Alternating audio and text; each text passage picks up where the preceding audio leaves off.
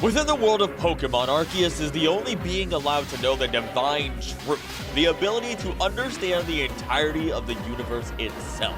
Whether that be creation, the afterlife, the meaning of life, or infinite power, humanity was not meant to wield such things freely, yet we've tried anyway. Team Galactic trying to control time and space, the ultimate weapon disturbing the balance of life and death.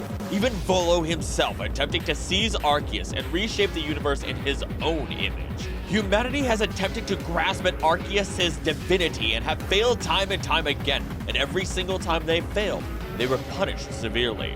Through loss of what they loved, through insanity, and even death itself. Nobody who has attempted to grasp at the divine truth has made it out unscathed. And now it's time for me to explain all of humanity's sins against Arceus and their hunt for the divine truth. Howdy there, I'm Acrylic, and we're going to quickly get into things today. This was actually a theory introduced to me and created by my artist, or at least one of the artists that I commissioned, Muse Art World. Go give her a follow on Instagram, please. I, of course, will be taking everything she presented to me and expanding on it as much as I can, as I'm incredibly excited, as a lot of pieces are going to be connected throughout the Pokemon world through this. So how about we start with explaining Arceus, the beginning of the universe, and the first people who worshipped Arceus, the Celestica people. To kick things off, Arceus is the god of all Pokemon, the creator deity that hatched from an egg and kickstarted the Big Bang, quite literally. In fact, the Arceus we know is one of the true Arceus's 1,000 arms. The true one, or the true Arceus, being a creature without a name and having never been seen by humanity. It has overseen all of time through being all-knowing and all-seeing, if you exclude that one time Dialga sent Ash and the gang into the past to fix the present and end Arceus' rampage. Yeah. When Arceus did come into existence, we know that the first Pokemon it created was Dialga, followed by Palkia and Giratina, beings that represent time, space, and antimatter. The problem, though, with antimatter is that when it comes into direct contact with matter, they both just flat out explode. As such, Giratina was destined to have a turbulent relationship with both Dialga and Palkia immediately. Giratina attacks them, and Arceus banishes Giratina to a realm created just for it, the Distortion World, also known as the Mirror World. What is interesting here is something that we will find within the proposed theory, and that is, since Arceus is a divine being, it cannot destroy, it can only create. Though, we at least see Arceus use its judgment to disintegrate whatever the light touches. Something I would be willing to propose, though, is the idea that we don't truly know what happens when these things disintegrate. It only ever hits the landscape or objects, meaning everything could have been broken down to atoms and then repurposed elsewhere in the creation process. But rather than entirely speculating on something that we don't know, how about we continue with what we do know? Giratina is banished away, and over the course of time, Arceus decides it would be pretty dope to create more life in the universe. So it creates Rayquaza, Guardian of the Skies, or more aptly, Guardian of the Atmosphere. From the atmosphere, then, was water created, as Kyogre was born in its primal form to create the oceans. Groudon is then brought to life in its primal form, who follows suit as it creates not only the land, but also the magma core itself. With the atmosphere, molten core, and bountiful water, it's only a matter of time before life on Earth, or the Pokemon world itself, can thrive. With every legendary Pokemon, every mythical, every regular Pokemon, and even humanity itself, Arceus imparted a life force onto them called Infinity Energy. It is something that has been around since the very beginning with Arceus' hatching. It is meant to be a sacred energy, one that is supposed to be respected.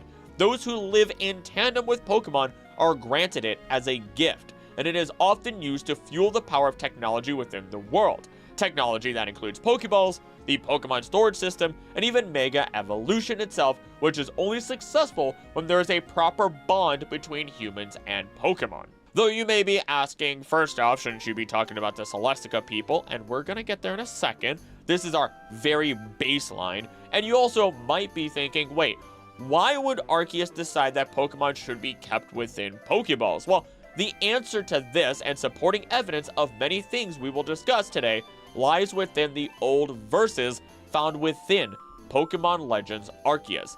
These verses exist even in the modern day through the Kanalov Library, notes found in Cynthia's grandmother's home, and are expanded on in a number of modern texts within the Pokemon world. These are thought to have been written by Kogita, one of the original chosen people of Arceus, the Celestica people. So let's go through each passage and break it all down, as these are going to be incredibly important to understanding the divine truth. Once there were two, and one looked upon time's steady pace, and one looked upon the expanse of space, and the two set out. The fullness of future they did seek, the world's far end would they greet.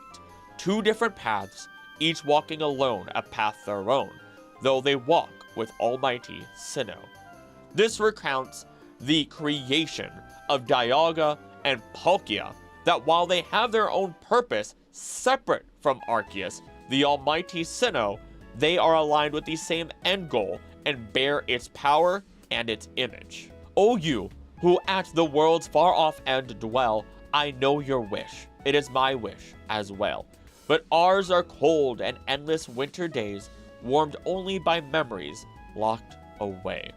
The second verse here speaks of the day that the Celestica people departed from Hisui, which was the original region name of Sinnoh, though the person who wrote these verses states how they were left behind and seems to be speaking to another individual, an individual who the writer tells of her lover's death, the departure of their people, and how she braves the cold winters with warm memories. If we continue with our understanding that this is very likely Kogita, we may even be able to say that she is speaking to Volo, stating how they both wish to meet Arceus, especially as Kogita's love has died and reached a place she can't, which, as a worshipper of Arceus, you would assume it is his realm, otherwise known as a form of heaven. So, let's move on to passage 3. No claws nor fangs, no strength to claim, no man could hope to hold his own to mighty Pokemon. But bolts of light rained down one day, 10 times they fell, 10 times they struck true, upon 10 Pokemon. Then to weak man did these 10 turn, his strength to be, and all were blessed by loyal Pokemon. Were not these bolts a gift to man? Were they not your almighty grace, great Sinnoh, Paragon? Pokemon are dangerous. There is no question about that whatsoever. And in a one-on-one fair fight, a human does not stand a chance against a Pokemon, unless you're Professor Kukui. Arceus, though, did not intend for humanity to be hurt in such a way. It loves all of its creations, and as such, cast down 10 bolts of light onto 10 Pokemon. These Pokemon would become incredibly loyal to humanity in turn, blessing them with protection. 10 Pokemon, the ancient hero's loyal retinue. Though these companions now are gone, their noble duty passes on to generations new. The people thank the 10 descendants for their generous toil by lining vessels built to last with water clear and choice repast before the arena's soil. The 10 Pokemon grew to be known as the Noble Pokemon, and they would be loyal companions to the ancient hero of Hisui, though as time passed, so too did the hero and the original nobles. Though the descendants of the noble Pokemon continue to carry the light, the power, and the loyalty bestowed upon their ancestors. Because of this, the Celestica people created arenas for them. They set up bowls to provide sacred water and food to thank them for their protection. Long and longer yet ago, Celestica was here, but folk and town alike both did disappear. In time came new folk sailing across the sea, called by their love for Sinnoh, great and almighty. But different were the Sinnoh that each folk did hold dear, and bitter strife and angry war were always at the near. Celestica they called themselves, the name not theirs to take, yet claim it from the past they did for tragic quarrels' sake. So once again did our name live, though all our people gone. But even if the name endures, its heart does not live on.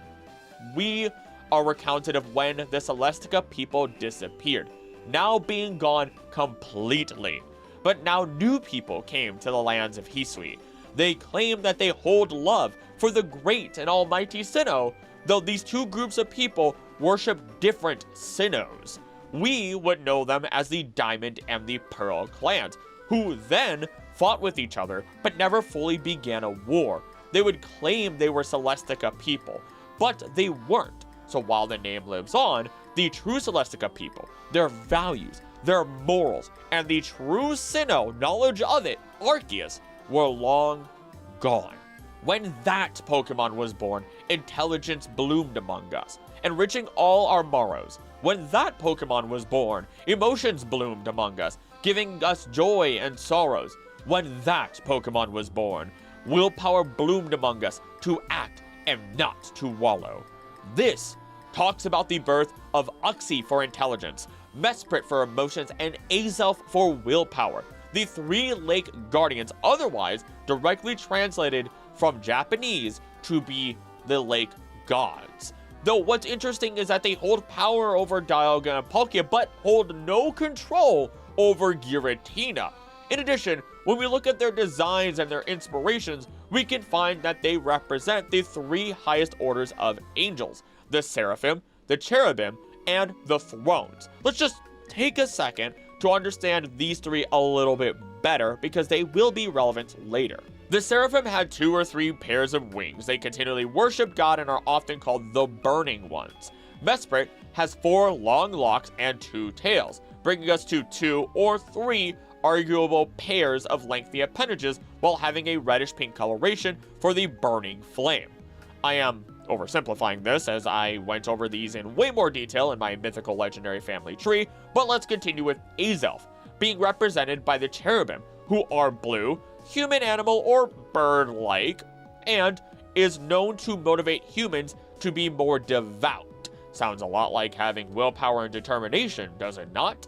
And finally, with Uxie, the Thrones are ones you may actually be familiar with, as they are the interconnected wheels with eyes all over them. You know, the be not afraid type. But they are really just the chariots of angels, in some capacity. There's other versions, of course. They may represent God's omniscience, and may even be able to gaze upon and understand his works through wisdom while being golden in color.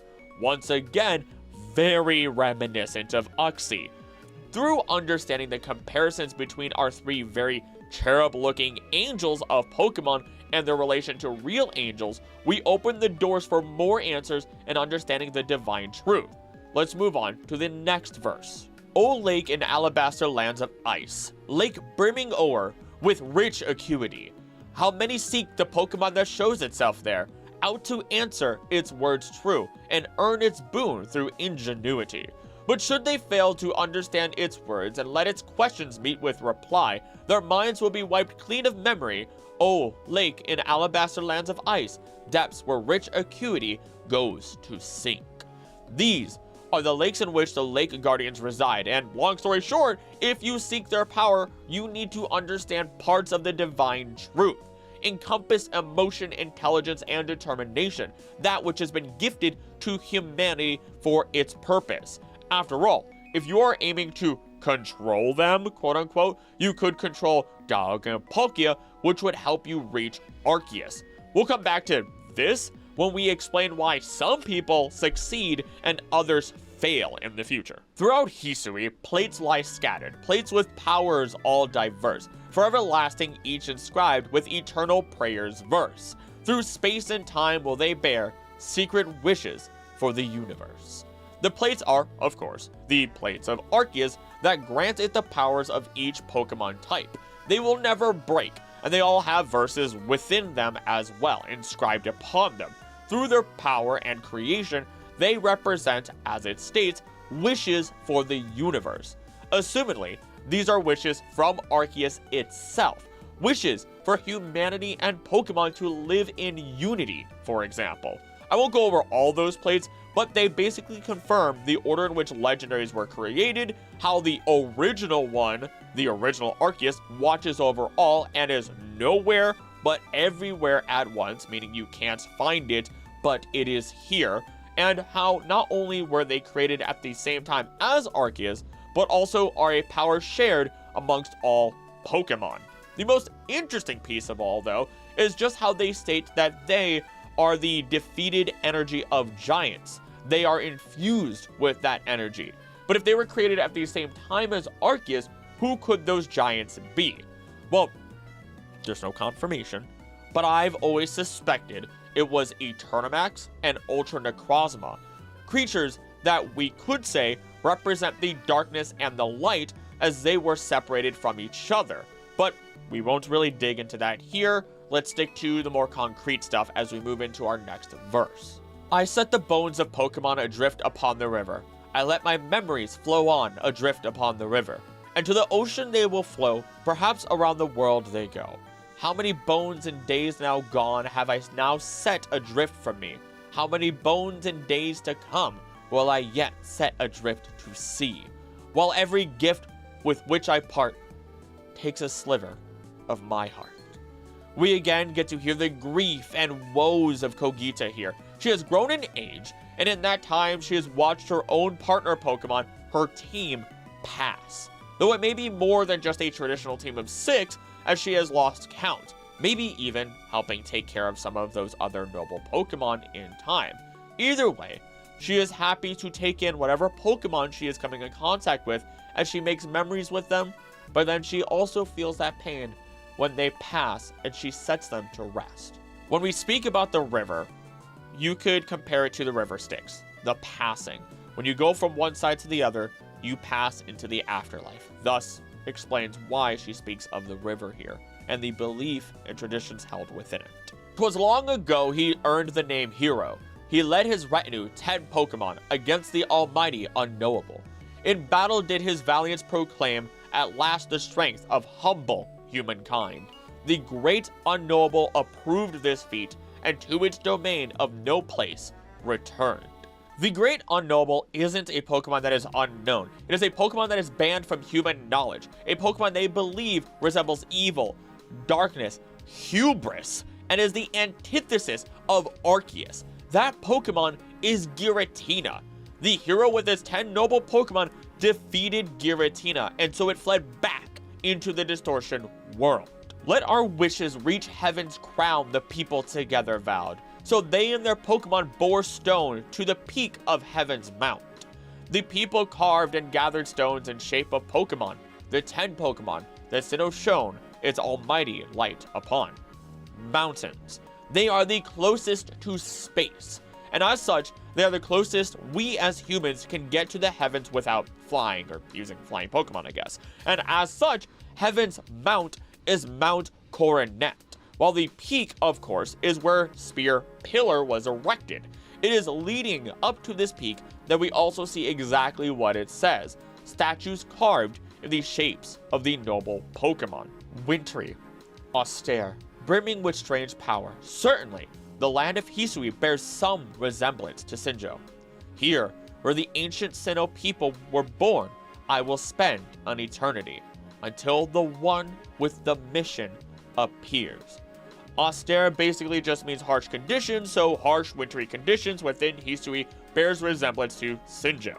The only lead we have are the Sinjoh ruins, which exist assumedly between Sinnoh and Johto, thus Sinjoh. Odd though, that Sinnoh wasn't a thing yet assumedly, and maybe Johto wasn't either. But at the same time, Commander Kamado of the Survey Corps, who is also the peacemaker between the Diamond and Pearl clans, decides to change the name of Hisui to Sinnoh. Funny enough, we also know that Kamado is from Johto, thanks to him and Benny confirming that they are from a faraway land where their town burned down from a Pokemon attack.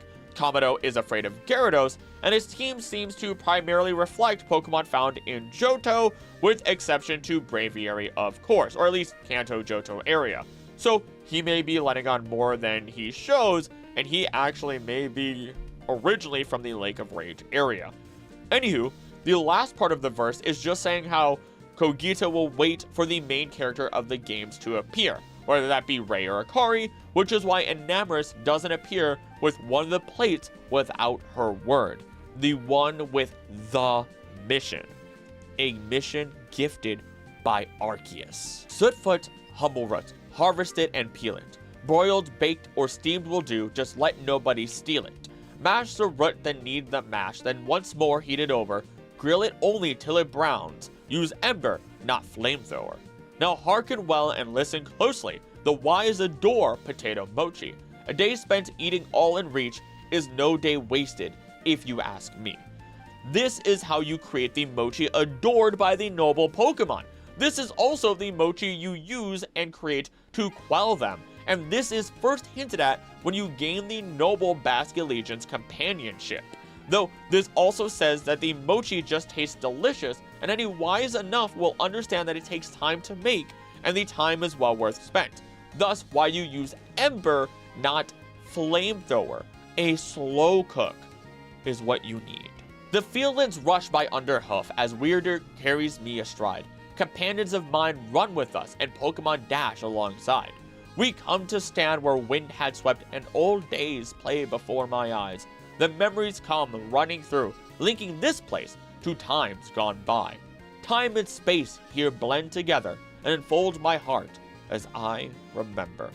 Kogita, as she rides a Weirdeer through familiar places, begins reminiscing about her past, about all that has happened throughout the years, all that she has witnessed. She sees herself there in the memory, not literally, but remembers it clearly, and they hug her heart, making her emotions well up as she remembers it all. The flow of time never stops, the past, future, and present. Space is ever expanding dimensions. Our spirits, too, are as space. Not much to really explain there, but it is very sweet to imagine our spirits growing as time and space does, with Sinnoh, as they would say, and that they will not be snuffed out, but rather grow and develop alongside time and space for eternity. Heaven's crown nearest to Almighty Sinnoh, power of Almighty Sinnoh, gather as stone at heaven's mount. Stone, let your power flow, distort and bend the world around you. Once again, we speak of Spirit Pillar, though through the power held within it and through gathering the stone, or rather, gathering the plates of Arceus, through their power, you can distort and bend the world around you to reach Arceus. Very interesting that we have a proper way to gain divine truth or try to reach out to it, isn't it? Because after all, once you gather all the plates, you get the Celestica flute, which you then play and can go up the stairs to heaven, almost quite literally. Once there was a god of field, and once there was a god of spring. Upon Hisui's winds it wield, brought life to every growing thing. Where go you when you are not here? Asked I one day, the god of spring. No answer would it give me clear, but still did I have an inkling. There is no great dark, truth untold, it simply does not like the cold. This reference is Landorus, who was known to bring bountiful harvests and was worshipped for so, and Enamorus, who represents love, which is tied to the coming of spring. She speaks on how when Enamorus arrived, so did spring, and all things would come to life after our desolate winter. When she asks where Enamorus goes, the answer is simple, nothing devious, nothing evil, nothing dastardly. Enamorus simply migrates because it does not like the cold. Offer only friendship to those around you. Angering the unknown in turn confounds you. Sorrowing the unknown will in woe drown you. A land once riven cannot become new. Let only peace and amity surround you. This doesn't seem to reference anyone in particular. Rather, these seem like proverbs of sorts. I've read these from Bibles and Zen teachings, and you may have seen them in other practices, both religious and non-religious, as this is just a recommended way of life. It isn't saying to literally offer anger or sorrow. It is saying to not actively make people angry or sad, but to simply try to be friendly, to be kind, happy, wise, and honest. Be a person who is peaceful, because if you give anger, you will be confused and hurt in return. If you make others sad, then you will be drowned in sadness. And if you destroy your bonds with others, those bonds cannot turn into something new and beautiful. So be peaceful and be friendly. Remember this for the end of this video. When first this land was formed, man and Mon lived happily, sharing all they could see by kind acts born and warmed. One Pokemon then proposed that they should always ready be, to help humans should they need, and let their presence be disclosed. And that is why, to this day, not all Pokemon do flee when a human they do see. They leap out where tall grasses sway. The one Pokemon is not a singular random Pokemon. There is a reason the word one starts that line in this verse, because it is the Great One, Arceus, who stated that Pokemon should always be ready to help humans in need and to openly show that they are there, which is why Pokemon are said to jump out of the grass at us. But this isn't to mean every Pokemon is forced to be under us, but rather they are our equals, that they are to test our resolve, our wisdom, intelligence, and willpower. This is why every time we encounter a Pokemon, we battle and aim to catch them as they break out of every Pokeball. But even after we catch them, it doesn't mean that they are our friend immediately. It is still up to humanity to prove they see Pokemon as equals. Once it's shone upon us all with all the warmth of welcome sun, but now we weep, to grief we fall, starved of light, now it has gone. And some they go, despair withal, in search of it they reel and run. They quit their hearths, abandon hall, and leave our lands to be undone. And when they're gone beyond recall, this land will be a home to none. This land will only ever be a home to Pokemon. The light of the one true Arceus once shone upon humanity with warmth and welcome, but now it is gone. Humanity has made a mistake, and as such, we continue to desperately cry out and chase the light that we cannot see.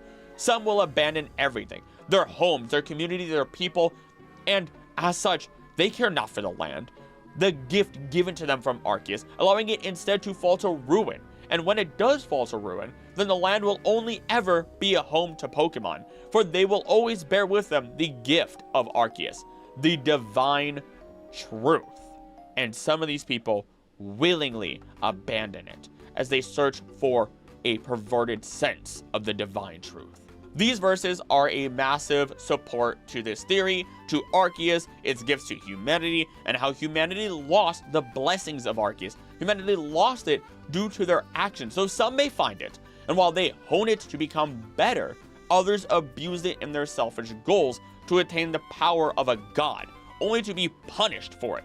So how about we move on to our next chapter and begin to discuss the mastering and safekeeping of the divine truth and infinite energy. Guardians of the divine truth have a wide range, from those unaware of it to those that actively worship Arceus and everything in between. Let's begin with the individuals who can see or use aura. Aura, just like infinite energy or infinity energy, is the life force contained within all creatures in the Pokemon world. This very well means that infinity energy and aura are the same effectively, a life force. The difference? Aura is actively harnessed and mastered for use in a multitude of ways by an individual. In the Pokemon world's past, there were once humans that could sense aura and control its power. These humans, known as Aura Guardians, traveled around doing good deeds and passing on their skills to those who also possessed this innate ability. As featured in Lucario and the Mystery of Mew, one famous Aura Guardian was Sir Aaron of Rota, who took a Lucario as his apprentice and became a hero when he sacrificed himself to stop a war from destroying the area around the Tree of Beginning. The Aura Guardians disappeared from history for some undisclosed reason, a long time before the present era. The only humans in the present time known to have the ability to control aura are Riley and Ash, though Ash has continued to choose his journey as a Pokemon trainer rather than follow up on the revelation. However, he did follow in the footsteps of both known Aura Guardians by helping Lucario to save the Tree of Beginning and resealing Spiritomb. Now, what's interesting is not only does the Tree of Beginning sound very much like Yggdrasil, the Tree of Life, which gave life to all creatures, but when we look at Spiritomb, it is a Pokemon composed of 108 evil spirits. 6 senses are recognized in Buddhism: sight, sound, smell, taste, touch, and consciousness, otherwise known as mind. Now, each of these 6 sensations is associated with pleasant, unpleasant, and or indifferent feelings, making a total of 18 different feelings. Just stay with me here. Furthermore, each of the pleasant, unpleasant, and indifferent feelings has 2 classifications: those feelings that are attached to pleasure or detached from pleasure. When we multiply the 18 different kinds of feelings with the 2 classifications, we arrive at the figure of 36. These 36 are the basic passions of man that are manifested in time, past, present, and future.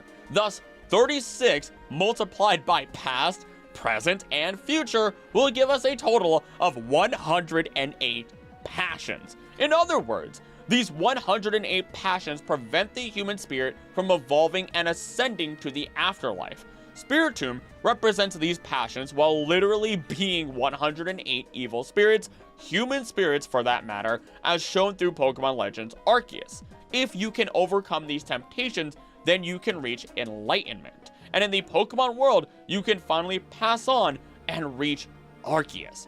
Unfortunately, Spiritomb did not overcome these temptations, or rather the individuals that reside within it.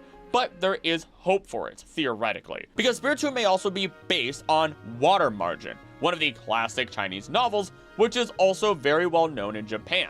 In the novel's first chapter, a foolish army marshal orders the removal of a stone monument guarded by monks for generations, causing the spirits of 108 demons sealed therein to be released.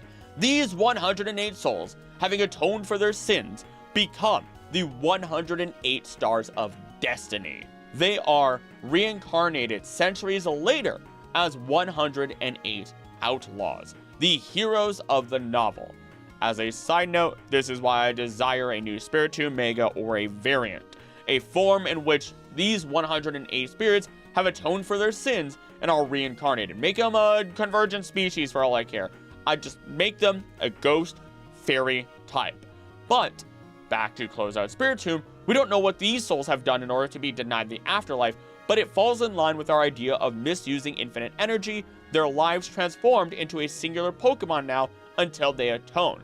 And you could say any of these 108 passions may have been what leads a lot of our antagonists within Pokemon to stray from the good path and meet their untimely demise. We can continue to zoom out once more by talking about the general subject of aura, because through mastery of aura, the following can be done.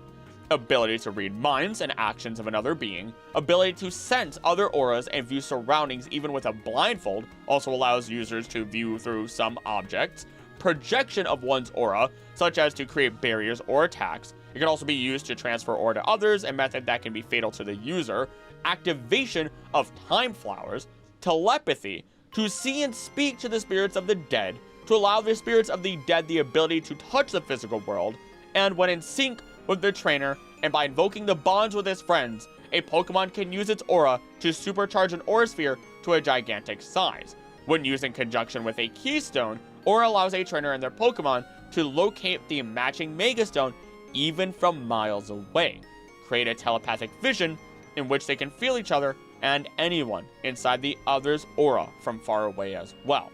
All of the greatest examples of this are shown through Ash and Lucario or Ash and Greninja, accessing normal aura, the power of Mega Energy, or even Battle Bond itself.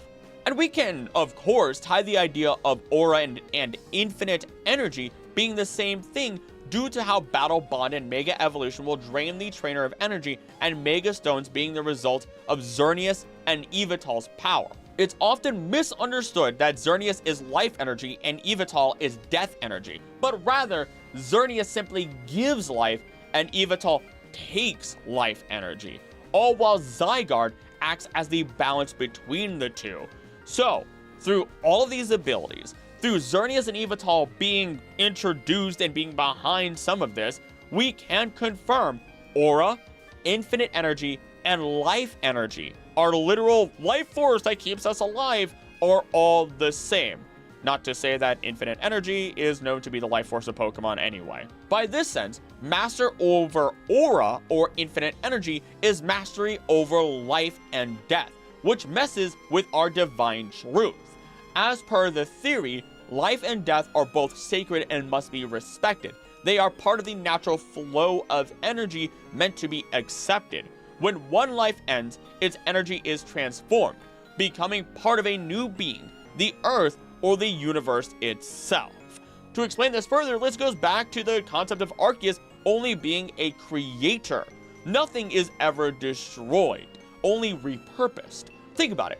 people dying and being turned into Pokemon such as Yamask or Phantom, Grudges turning dolls into Banette, Melmetal breaking into multiple Meltan, so on and so forth. Everything must be kept in the intended cycle.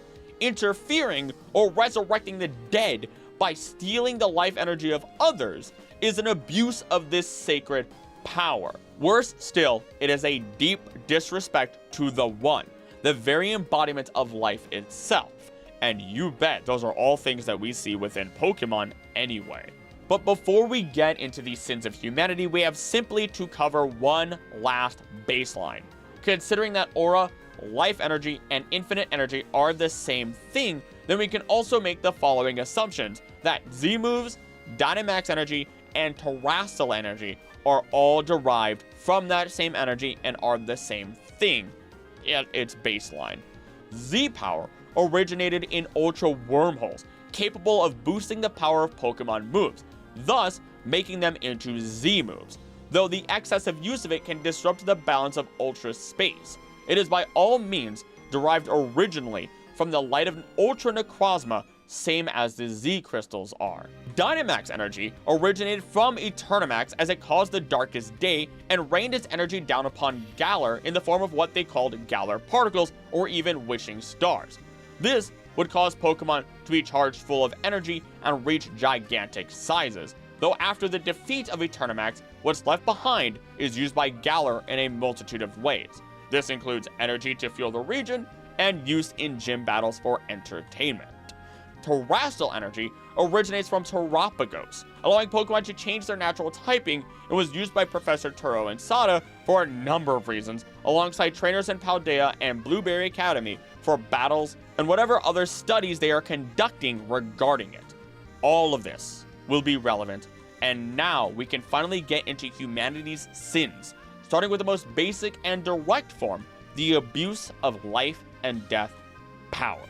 But before we actually get into that, I just want to say thank you so much for watching. If you are enjoying this so far and you made it this far, please ensure that you do subscribe, share this with others, or you can go as far as becoming a member of the channel or Patreon for as little as $3 a month. It helps ensure this channel stays healthy and alive, and I can take the time necessary to do the research and report all this to you in a fun way. So, with that then, I say thank you so much for watching, and on with the video. Team Rocket was the first of many to misuse and disrupt the flow of life energy. Of course, your brain should immediately go to the creation of Mewtwo, but it goes much deeper than that, depending on the different forms of media we look at. Nevertheless, starting with Mewtwo, they simply intended to take the power, life, and DNA of Mew and harness it to create a clone. The good thing is they never caught it. Unfortunately, they did still get its eyelash. The problem with this and their ideas is twofold. One is that they intended to imprison and recreate in their own image the ancestor of all Pokemon, the Adam and Eve of Pokemon, theoretically speaking. The other issue regarding this is that Mew's clone is intended to be stronger than anything found in nature, which would be an affront to natural order, of course.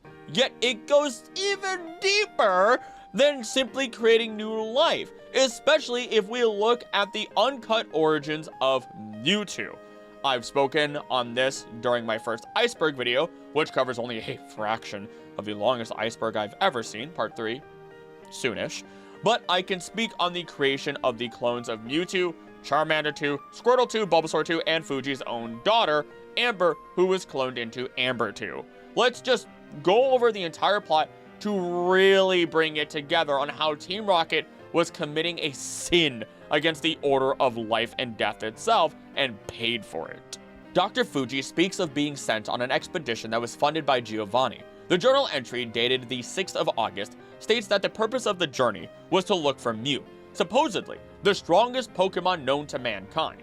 The reasons for the expedition are for Fuji to obtain a sample of Mew DNA, which he could use in an attempt to clone the creature, a project which Giovanni will fund. However, Fuji's true motives for agreeing to the project are more personal, as he wishes to use the research to recreate his deceased daughter, Amber. The team managed to acquire what they believe to be a Mew fossil, which Fuji hopes is authentic, as he would have the genetic material he requires to create Giovanni's super Pokemon. The scientific team begins work on the cloning process, and after a period of time, Mewtwo is born. These scientists observe the immature Mewtwo floating in its tank and lament that despite its strong vital signs, it has not gained consciousness, much like the other clones. However, Mewtwo can hear their voices, though he does not understand what they are saying. Through the usage of telepathy, the clone of Amber 2, tells Mewtwo that they are speaking. Mewtwo is startled and wonders what Amber 2 is, and she replies that she is a girl, a person.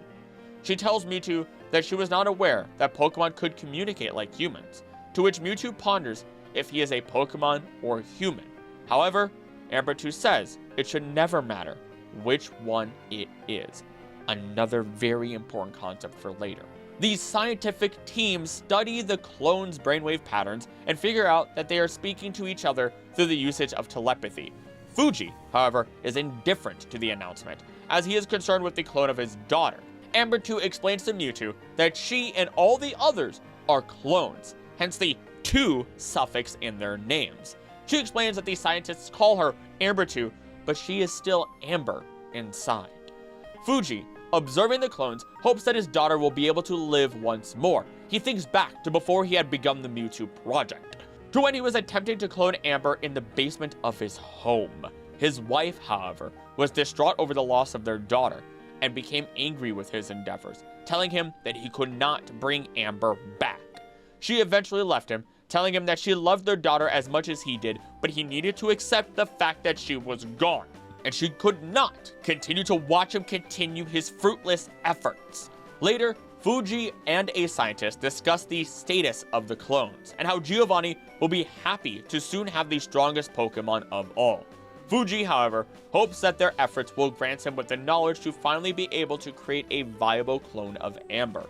Amber 2 shows Mewtwo and the rest of the clones, Charmander 2, Squirtle 2, and Bulbasaur 2, clones of Charmander, Squirtle, and Bulbasaur respectively, a memory where she used to live, and shows him elements of life, wind, sun, rain, and times of day.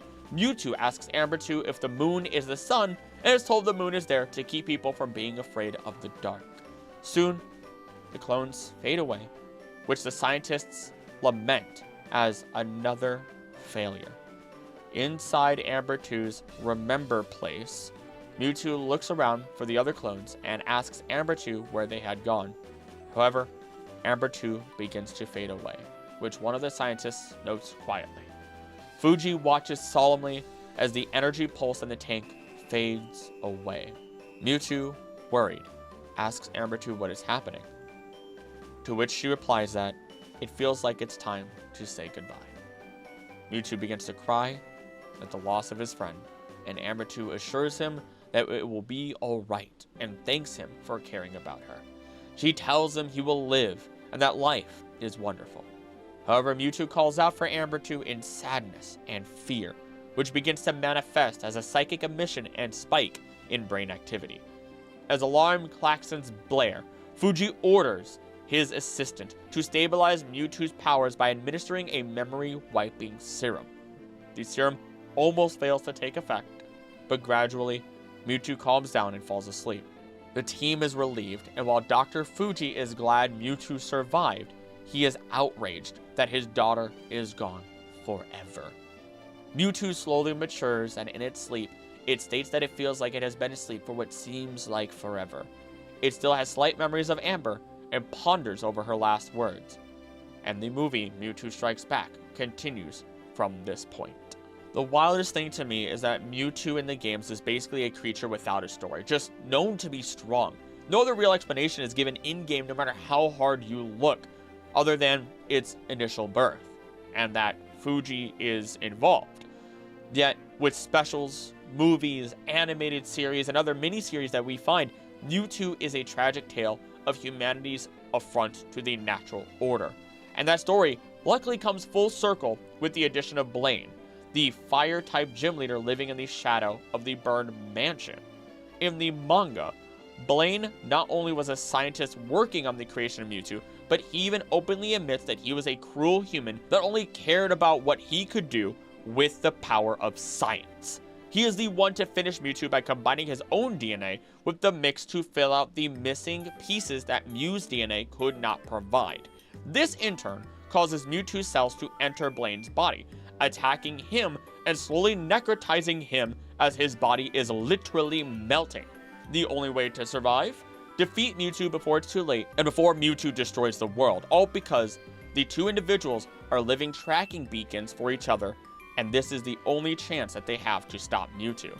Though it is by the end of this tale that Red catches Mewtwo and hands it over to Blaine, stating how he should teach Mewtwo the light of mankind, that there is good in humanity. Both Mewtwo and Blaine then are willing to come to terms and start fresh, allowing Blaine, who has survived the explosion and originally be sentenced to a slow death as a living corpse, to atone for his sin against the divine truth.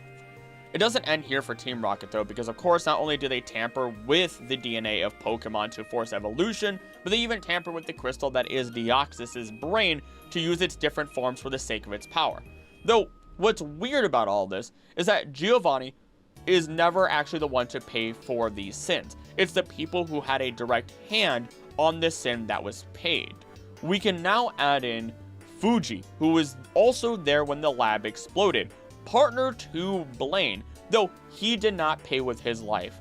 In fact, we know in the games that this is the case. His diaries are found in the burned mansion, but he now lives his days caring for Pokemon in the shadow of the Pokemon Tower, a gravesite within Lavender Town. Having witnessed the divine truth that life is not to be created, not to be tampered with, that people should not be revived lest there be consequences, and instead you should accept life and death. Just like his wife did. Just like Amber's clone did. And now is the point to reveal that yes, this is all very much similar to the concepts that we would find in the classic anime Full Metal Alchemist. But don't worry if you've never seen it, you don't have to in order to understand anything else going forward. But if you have seen it, you're gonna love everything going forward, I guarantee. For those of you that don't know, let's quickly talk about what happens in the very beginning of the show and the concept behind it. When main character Edward and Alphonse attempt to revive their dead mother through the power of alchemy, very strong pitch here, they believe to have revived her, but she comes back as an abomination in incredible pain. It doesn't end there though, because one of the brothers are taken by a being known as the Truth, whom many may consider to be God, though this being called Truth does not openly state this is the case. Rather, it calls itself the Truth, or more aptly we may call it the Divine Truth. It is not God. It tells the brothers that they committed the ultimate sin, the forbidden act of resurrecting the dead, and as such, they must pay for it. Alphonse's life is taken, and Edward loses a leg, but Ed decides to reopen the doors to the divine truth, and through sacrificing both blood and arm, he transmutes Al's soul into a suit of armor, bringing him back in what is deemed the law of equivalent exchange. Though now that these two have witnessed the divine truth, the tree of life that is portrayed on the doors that allow entry into and away from this other world, both Ed and Al can freely perform transmutation without any form of sacrifice.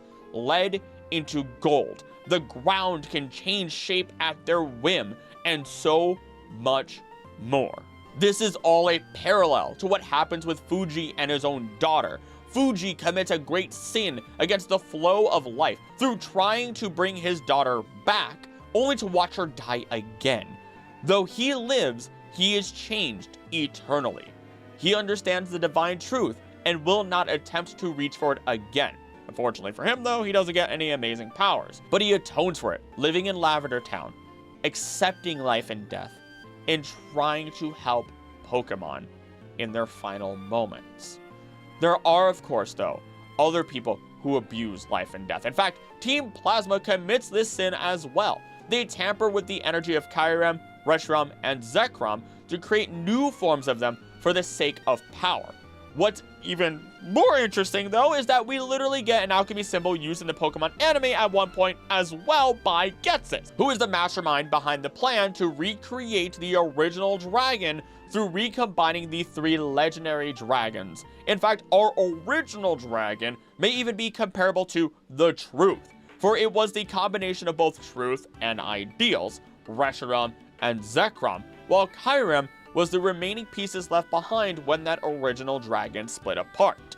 Their stones are the White Stone, Black Stone, and one that was never actually used in the games, which is gray in color, the God Stone.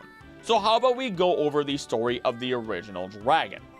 The origins of Zekrom and Reshiram are told in legends, as they were once a single powerful dragon Pokemon used by twin heroes in order to create the Unova region. But the brothers each sought something different in life, truth for the older brother and ideals for the younger, and they began to argue, then fight, over whose side was right. The single dragon, in response, split into 2 Pokemon, Reshiram, who sided with the older twin, and Zekrom, who sided with the younger twin. The 2 dragons were equally matched as they battled, and neither conquered the other. As a result, the brothers set aside their differences and equally declared that there was no right side. But the sons of the heroes resumed the fight. Then Reshiram and Zekrom destroyed the region with their fire and lightning powers. They subsequently disappeared afterwards. This story essentially states how truth and ideals are equal. They cannot overtake the other. Allow me to impart some wisdom on you through this tale. When someone says they think something, such as, I think apples are disgusting, then you may be able to change their mind. Introduce a new type of apple, they might like it, they might not. But when someone says, I believe apples are disgusting, then you can't change their mind. You cannot change their beliefs. That is truth versus ideals. An ideal is a singular truth held within oneself. So we're basically pitting truth against an opposite but equal truth within our dragons, within ourselves, creating a paradox where nobody can win. Thus, if the original dragon is ever recreated, then they will create the truth. And that is what Getsis is after.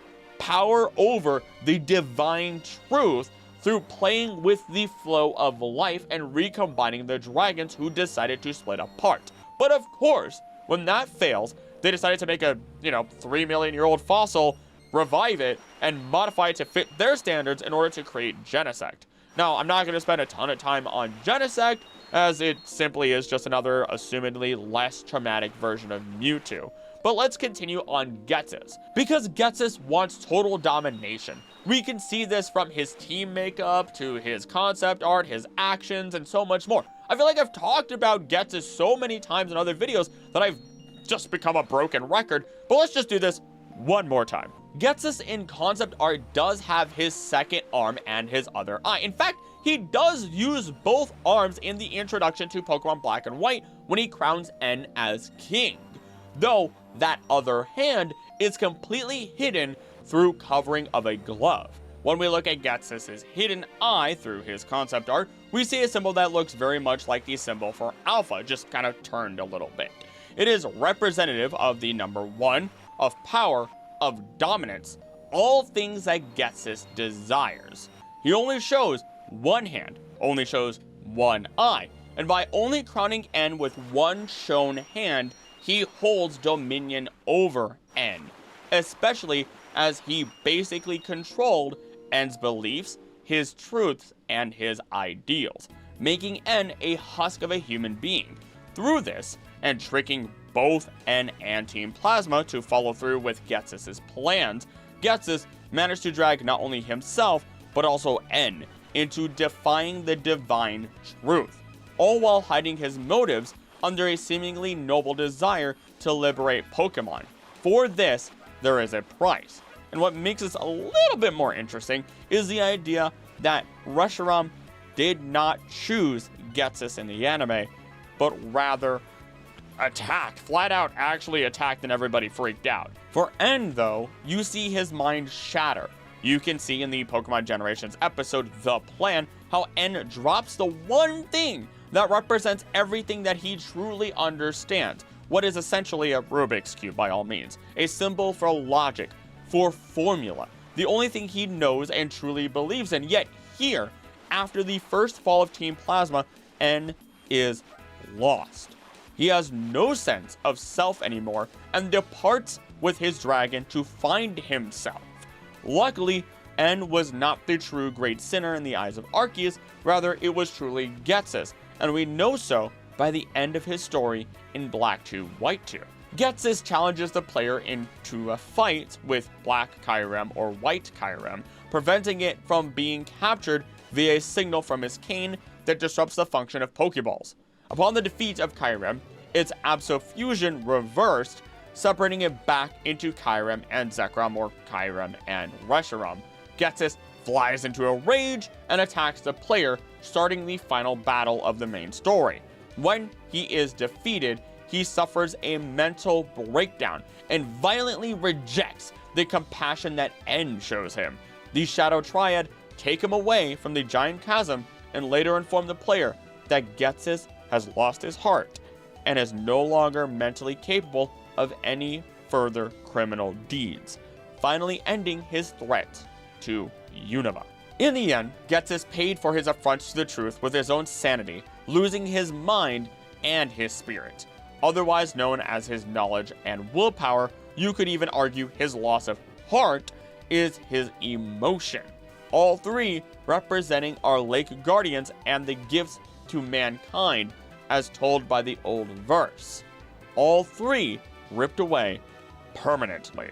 Moving on from Plasma and Ghetsis, we do have Team Flare to speak about. More specifically, Lysander, who intended to pick and choose who was worthy enough to live, making the chosen ones immortal, while all others would have their life energy taken away by the ultimate weapon. The ultimate weapon was created by AZ.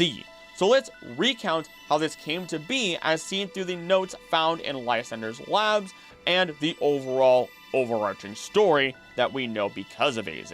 3,000 years prior to the events of Pokemon X and Y, a war broke out between two regions. This long conflict was drawn out and many lives were lost. People treated Pokemon with special powers as mere tools in their conflict, so they gathered lots of Pokemon, including Pokemon with unique powers. In order to emerge victorious, the soldiers believed they needed even more powerful Pokemon. AZ loved his Floette, which he had received from his late mother, but it was forcefully taken from him by the soldiers and became just another sacrifice in the war. AZ received the body of his beloved Pokemon several years later, and out of unspeakable grief, he built a machine to restore its life. He succeeded, but unable to overcome his despair, he turned the machine into the ultimate weapon, with which he destroyed both sides of the conflict, ending the war. His Floette, disgusted with the fact that the machine was powered by the life energy of other Pokemon, left him. Due to his exposure to the ultimate weapon, he had his lifespan extended and gained an incredible height. As revealed by documents kept in Lysander's labs, AZ's younger brother had wished to claim Kalos out of his own greed. After AZ ended the war with the ultimate weapon, his brother realized the error of his ways and sought to make amends for his actions by burying the weapon in an attempt to prevent it from ever being used again. The notes found in the lab do expand on our info further. If the player inspects the bookshelves in the library room, they will discover research material related to Kalos' history, starting with the red shelves. The king's name was AZ, and he was both the beginning and the end. He used technology unlike any seen during that era to unite Kalos for the first time. The king was proud of the technology he had used to bring Kalos' prosperity, but he couldn't help but use it in a way that had never been intended. AZ, the man who was king, disappeared. When AZ, the man who was king, vanished, he took the key to the ultimate weapon, that is, the item required to activate the weapon. The king couldn't escape war with those who targeted a wealthy Kalos. The war grew so violent and ugly, the king was forced to send his own beloved Pokemon into battle. AZ had a younger brother. It's said that he led a legion of greedy souls who wanted to seize the Kalos region. His dark intention was to make it his own. But when he saw how Kalos had been ravaged by war, he took the weapon his brother had created and he buried the weapon deep underground. The king's younger brother told his progeny the location of the ultimate weapon and died. That is something to be used by sophisticated powers, not by humans. And we get that divine truth digging its way in here. Human beings must create a world where such a weapon is unnecessary. Full of sorrow, AZ built the ultimate weapon, but when he did this, he left the following words. What's wrong with bringing something you love back into this world? Without my beloved Pokemon, no other Pokemon have any meaning. The mountains will never know one another, but people can encounter other people, and people and Pokemon mix together. Over the ages, people and Pokemon worked alongside one another and created many things. As a result of this, a leader appeared among the humans. That leader sought to produce even more goods. Increased production of goods created a gap between haves and have-nots. AZ was then known to wander the lands for his Floette. He would live a seemingly immortal life, grow to a great height, and eventually be reunited with his Floette after the events of X and Y. Now he runs a hotel with Floette and Legends ZA, and I'm very curious to see what stories we might be able to hear from him or what stories may develop. Now, we're not going to discuss all the different theories about who is who's the younger brother, or what factions were in the war. If you want that, go check out my Great War Timeline video. Here, though, we see two sides of the same coin. We have Lysander and AZ. They both used the weapon, but had different outcomes. For AZ, he controlled the life force of others, harnessing the power of Xerneas and Yveltal for his own purpose. Once to revive Floette, an act of love. A second time to cause destruction and end the war, an act of hatred. All while disrupting the natural cycle by drawing energy from living Pokemon despite his reasoning. This is why we find statues and graves of Pokemon en masse on Route 10, which is just before Geosenge Town, which is where the ultimate weapon is buried. AZ was always a genius by all means, based on these stories, and compassionate, according to our understanding. Through his actions, he tampered with the order of life and may have witnessed the divine truth, though it left him very empty, much like what we see in a number of previous individuals we have spoken on, such as N. Though AZ here would take the route of Fuji and Blaine and atone for his sins. He wanders for those 3,000 years and decides he wants to learn what it means to be a Pokemon trainer. Battles us at the grand ceremony after we become champion, and it is then that he comes to a full realization. The conscious realization that trainer and Pokemon are equals. They work in tandem to achieve their goals as a singular unit out of love and respect. That trainers are not just using Pokemon. That this is what a true Pokemon trainer is, and that is when his beloved Floette returns to him. AZ must have seen what the divine truth is in order to control the flow of life energy. He then atoned for what he had done and respects it now for all that it is. In that moment, he has found peace, and if my assumptions are correct, he may be now a peacekeeper, an avatar of balance within the world of Pokemon now, and will serve that role in Legends ZA. Though, it is when we look at Lysander that we find the path that AZ could have taken. In Lysander's labs, there is a desk where the player can find a report detailing Lysander's past. When I was young, I went on a journey around Kalos with my Pokemon. I reached out to help those suffering because they had nothing. At first, they were grateful, but eventually they began to take my help for granted and demand more and more. Will fools like those people consume the Kalos region? This world is stable and secure, so the population of people and Pokemon continues to increase unabated.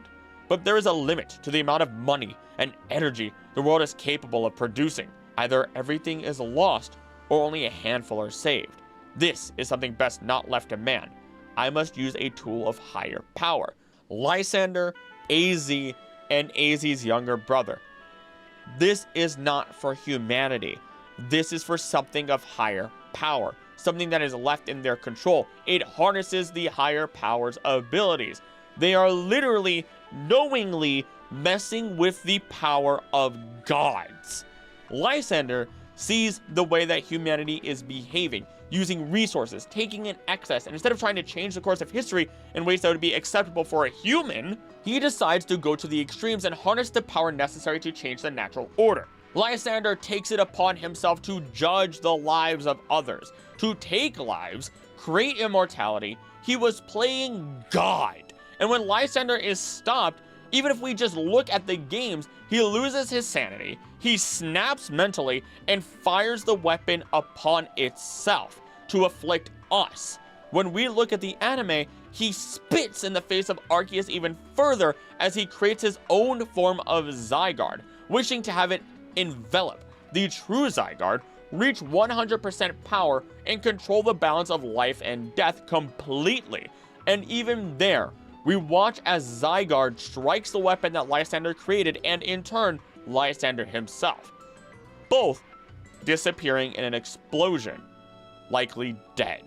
So even here, while AZ comes to terms with the divine truth and atones for his sin, Lysander doubles down in his actions only to pay with not just his sanity, but his life. But we have one more organization we can speak of in this section, and that is the Aether Foundation. While it is headed by Lusamine, who had fell into despair after the disappearance of her husband Mon through the Ultra Wormhole, it is through Nihilego warping her brain that we get her sinful nature brought to the surface. I'm also starting to realize that I'm starting to sound a lot like a Pope of Arceus. Be on the lookout for new merch soon. Found on my Teespring. Nihilego serves a symbiotic purpose. It gets to basically use your body, poison to neurotoxins as it gets a host, while you get to have all of your inhibitions released. This is both physical and mental inhibitions, meaning if you have the urge to, I don't know, eat an entire tub of frosting or murder somebody, you won't stop yourself because you simply won't care about what the other people think anymore. It's all about what you want, and you're stronger now. You're smarter now. Who's gonna stop you? And in the case of Lusamine, she wanted Mon back. She wanted to get into Ultra Space and control it, all in order to find her husband. As she trailblazes towards this goal, she realizes that Ultra Beasts are a threat and need to be defeated, controlled even. The result? The creation of Beast Balls and a creature known as Type Full through their RKS system. And that RKS is not a happy accident. It is meant to reference Arceus itself, as the Aether Foundation delved into the books found within Catalog Library within Sinnoh in order to mimic the powers of Arceus. You know, the same books that tell some of the stories we find through the old verses that Kogita wrote. It all is connected. Though the problem with creating this chimera meant to rival Ultra Beasts through the powers that mimic God is exactly that. Mankind created a new Pokemon, toying with life itself, as they turn it into a weapon against other creations of Arceus, because yes, the Ultra Beasts are Pokemon. In fact, it is said that normal Pokeballs simply find it difficult to locate the DNA that make Ultra Beasts Pokemon, and that Beast Balls are able to just simply find it easier, all because they're just from a different universe. Though Type Full's creation brings about a destruction uncontrollable, all similar to Genesect and Mewtwo, for man was not meant to create new life. By the way, RKS Laboratories is literally translated to Arceus Pharmaceutical from its Japanese translation. The Beast Killer project, which resulted in Type Full, has the following records from both the project itself and from Faba's blog, a man who was a head researcher here at the Aether Foundation. Beast Killer Project Development Records. A list of development records were left in Aether Paradise's secret Lab A, the location where Sil Valley and Type Null were created. BKP, Beast Killer Project, Development Record Number 2, Anti-UB Ultra Beast Fighting Lifeform. B Beast, K Killer. The President has approved the proposed budget for this development project, so it will be implemented. BKP, Development Record Number 5. Materials for development have been collected from the Catalog Library in the Sinnoh region. Plans are being drawn up for specifications of the type change program known as the RKS system. Work is underway on designing the specifications of special memories for said system. BKP, Development Record Number 7. Collection of cells of all types for genetic modeling has been completed. Blueprints for the skeletal structure have been approved, and incubation of the bioframe is underway. Development record number 11. Dummy test of the RKS system program has been completed. Type has been successfully altered with all 18 special memories. The transplantation of the RKS system program to the models is underway. The BK's official name has been set as Type Full. Development record number 18. Production of 3 models has been completed. They are identified as serial number 1, serial number 2, and serial number 3. All 3 models rejected the RKS system upon initialization during testing. Shortly after these initialization errors, all 3 models of Type Full went berserk. BKP development record number 44. Models have been fitted with control masks to mitigate the effects of their rejection of the RKS system. Due to the implementation of these control masks, our RKS system initialization tests have failed. All 3 models of Type Full are to be cryogenically frozen for the rest of eternity. The name of these models has been changed from Type Full to Type Null. Considering that they are supposed to draw upon the power and mimic the Pokemon God's intent, its abilities, and so much more, it only makes sense that a Pokemon that would eventually only become tame after its bond with a Galadian would fail, because it goes against the divine truth. It was supposed to be used as a weapon against Ultra Beasts, and as such, it rampages against the cold, uncaring scientists that created it. The once shown love, shown that it is equals with humanity through Galadian, then it is able to not only become Type Full, but break its chains and allow it to use the full power of the RKS system. But we do have Faba's blog entries as well, because in that same room, they can be read on a computer, providing insight on the before and after of his involvement with the project. The first entry. This is the blog of F, a branch chief working in the Alola region. Title, Introduction. Are you interested in success, dear readers? Then allow me to introduce myself. My name is F, and I am an elite self-made man. Here on my blog, I will show you the way to succeed. Second entry. This is the blog of F, a branch chief working in the Alola region. Title, Multitasking. Currently, I am working on the development of a special sort of ball, which I took over from my predecessor, in parallel with another project. Seeing how well I multitask impresses my subordinates and increases their motivation. Showing how skillful you are is an kind of on-the-job training for your underlings. Third entry. This is the blog of F, a branch chief working in the Alola region. Title, Hedging Risks. I once ventured to undertake a project without notifying my superior. I developed a device to restrain a dangerous life form in case it became necessary to do so. I had made it for hedging risks to protect myself, but for better or worse, it was made public. It is always essential to consider the risks before one takes action. Fourth entry. This is the blog of F, a branch chief working in the Alola region. Title, Massaging the Truth. My superior's family stole the results of our research and ran off. That would be Galadian or Lily. However, I have chosen to never blow this issue out of proportion. I will only be reprimanded for my own mistakes, and surely my superior is also displeased with the actions of her family as well.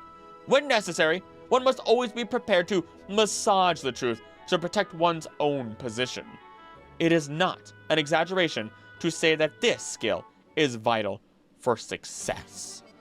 I don't know how you can become more full of hubris, to feel that you are above others, whether they be Pokemon or people, how you can become even more arrogant towards the life of other humans or even God itself than what we see here.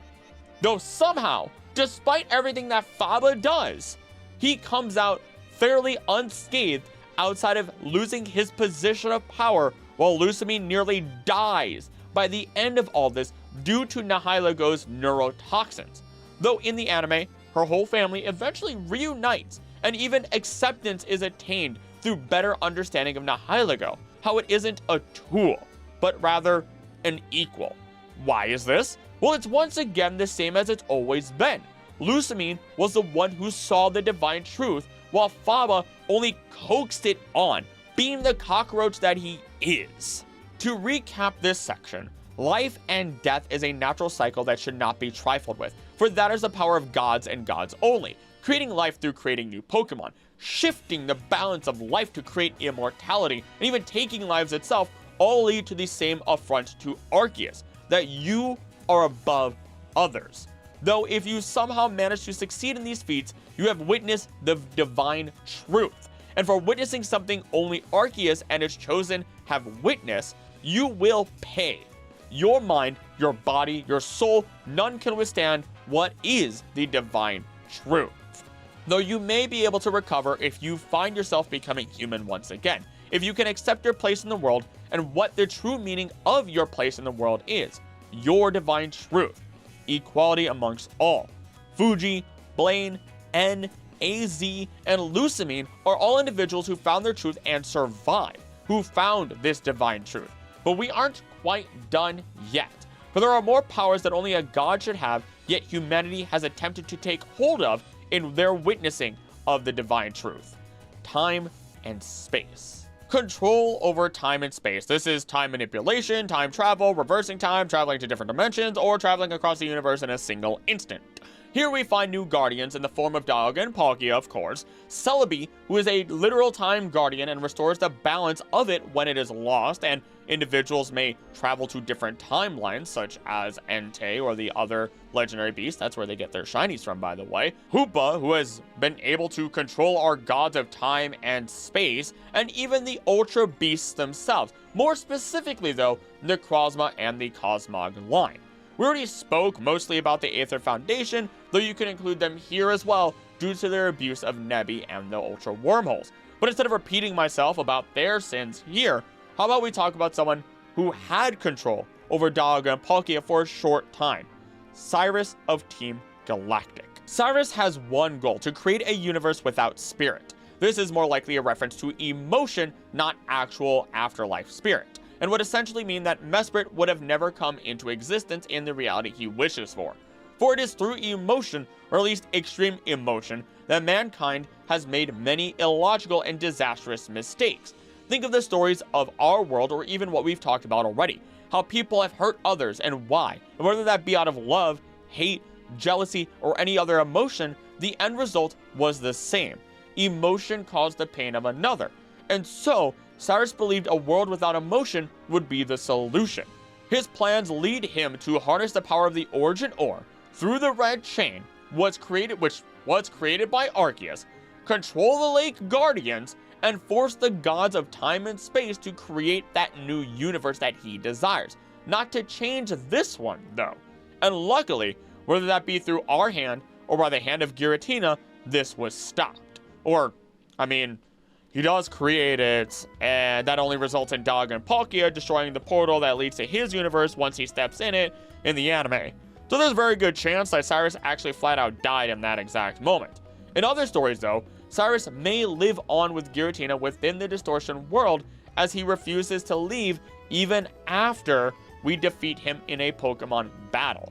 He says how he has unfinished business, and otherwise seems to accept his current fate, almost as though he witnessed something that changed his mind, as he questions if this is the universe that he wished for. Cyrus is a bit of a tricky one, because he definitely played God, yet depending on the story, he lives on and seems to realize what the divine truth may be, and how he was a fool to bend reality to his whims.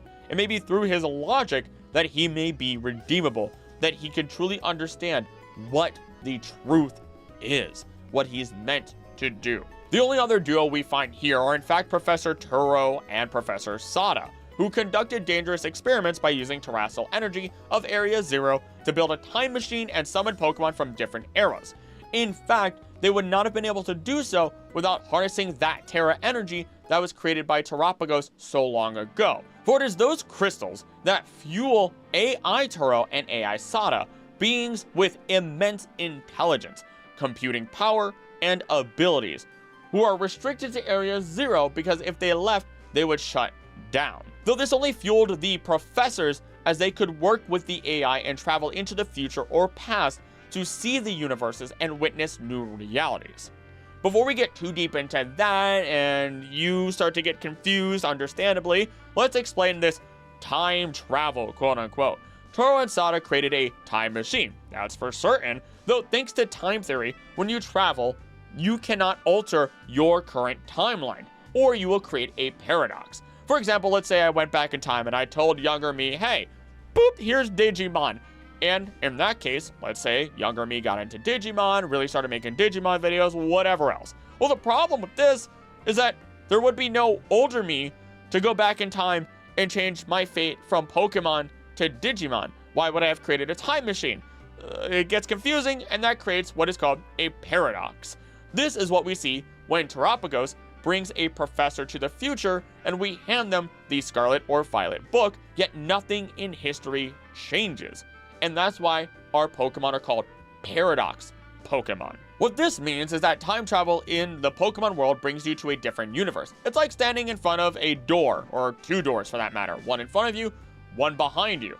One door allows you to see the past potential version of your universe by traveling into a different universe. And the other door allows you to see a potential future, my goodness. Though neither of them are technically true to your reality. And this is why our past and future paradox Pokemon are known to be biologically unrelated to our present Pokemon, yet resemble them so closely. I know, it's a lot, but that will clear up a lot of confusion for how all of this works. Despite all this though, the professors tampered with the natural order of time, space, and even life itself. Technically, as they would first drag Miraidon and Koraidon into our reality, though it is through bringing a second one that everything falls apart. The other legendary Pokemon would then attack, striking the professor with a mortal wound, despite all the efforts given from the Koraidon or Miraidon that we meet at the beginning of our story. Our legendary being wounded by the aggressive Pokemon that now has an official kill count. After this event, the portal is left open and Pokemon from past and future are able to freely and accidentally enter our world. They're like Ultra Beasts, so they become defensive, invasive species that threaten to completely destroy the balance of the ecosystem. So it is through the professors that not only do they pay for their sins with their life, they risk the ecosystem of Paldea and leave their only son Arven as the sole survivor, alone and neglected. And even he almost dies as he attempts to explore the depths of Area 0, only to be saved from a threat by his Mabastiff. Very similar to how our Miraidon or Koraidon saved or tried to save the professor and failed. All three of these Pokemon only being revived by Herba Mystica.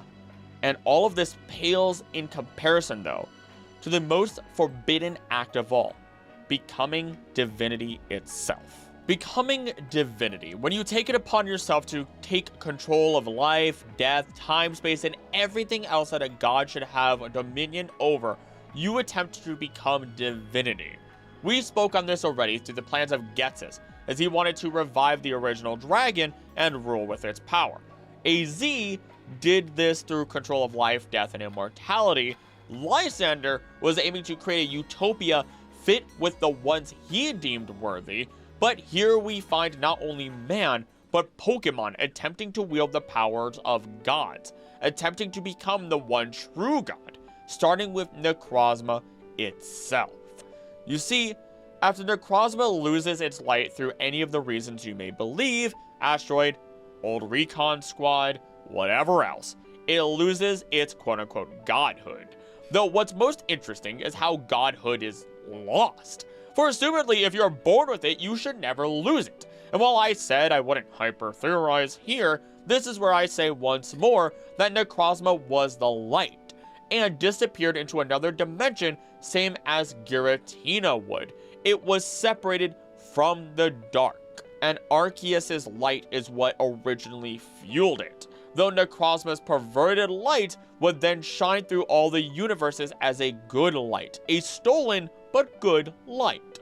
We know this thanks to not only Alola, but also Naganadale's homeworld relying on that light. Yet somehow it does run out, and Necrozma is forced to absorb more of that light once more. Necrozma has a choice: to devour Lunala and Solgaleo, who create light, to absorb an immense power from Z moves, which were powered by its shed light, or devour the light of all worlds as it did so to Ultra Megalopolis. That last one even results in a change in skin color for the residents there, something that is actually feasibly possible in real life through generations. Though Necrozma does all this in order to regain its status as a god of light, as it has the power to burn the sky itself. This can be in reference to the literal sun as it strikes against our ozone, causing different reactions to occur all the time, while that ozone is what protects us from frying to death. Necrozma is light itself, though luckily it is serving its purpose under Arceus and is restored to its true form thanks to the help of humanity. We could speak about Chairman Rose here as well, for he knew where the power of the Galar particles were from, being Eternamax itself. The problem, though, is that the particles will run out in 1,000 years or so, and Galar will face what is known as an energy crisis. So of course he decided he would imprison Eternatus in order to recharge it and recreate the darkest day to revitalize the seemingly infinite amounts of energy that Eternamax could create by capturing it after it reaches its original form once more. Eternamax's form and the darkest day are very reminiscent of the end times, which has been interpreted in a number of ways. One of those being said to be heralded by a literal multi-headed Hydra that will rain destruction upon the world. And when we look at Eternamax, it fits the description of this Hydra, especially as those little fingers it has are actually its heads. Rose was bringing about the literal end times while claiming to be the savior. His battle theme in Latin even stating, "We believe in Rose," cementing connections to these biblical themes. Yet only in one version of Rose did he get shot down from his helicopter by Eternamax and is never seen again. Thank you, Pokemon Anime. A duo that may surprise you to find here is actually Maxie and Archie of Team Magma and Aqua. Thanks to Pokemon Omega Ruby, Alpha Sapphire, we know far more about not only their surface level plans, but also plans that go far deeper. Maxie claims his goal is to create a world for human progress by awakening Groudon to expand the landmass, giving humanity more space on which to build and develop civilization. Archie claims he is trying to return the world to a state for Pokemon by awakening Kyogre to wipe out human civilization and return the world to its beginnings, so that Pokemon can live untainted by humanity's progress. But there is something far deeper that we find through Project Azov. The original plan was for the respective leaders to reawaken Groudon and Kyogre, then fill them with primal energy to allow them to reform, to undergo primal reversion and reach their true original power, but then things got a lot darker. Their plan is that in order to make the world reset, it would mean that Kyogre and Groudon must kill every living thing in this world. Archie and Maxie come to this realization and the true gravity of the situation and assist in quelling the super ancient Pokemon.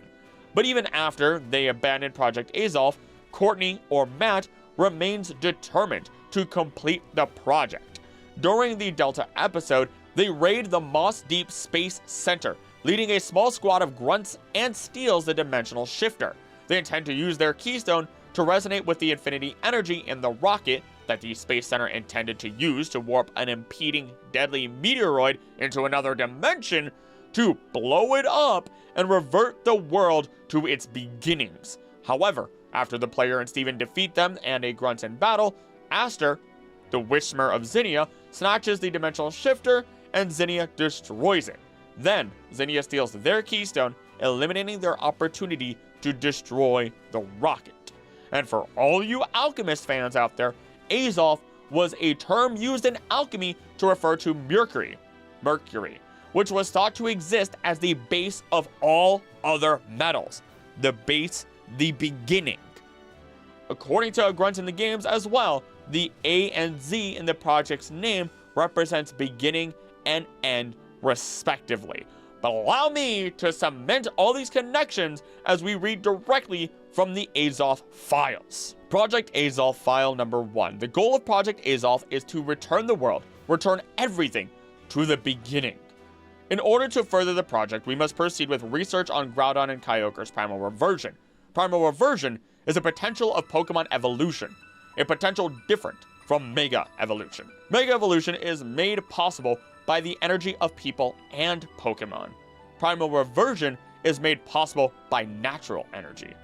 In primal reversion, Groudon and Kyogre absorbs natural energy into its body, thereby increasing their power dramatically.